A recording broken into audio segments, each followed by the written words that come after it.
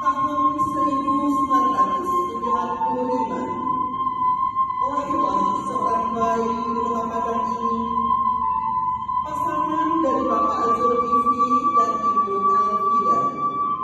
Bayi ini lahir diberi nama Putri Yolanda, yang sekarang sedang menjadi perempuan cantik dan dewasa.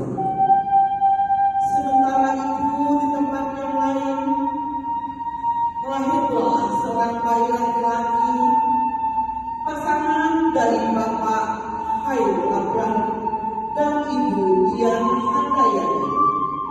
Bayi ini lahir diberi nama Diender Rahmayawati, yang lahir pada tanggal 18 Februari tahun 1995 di Jerman.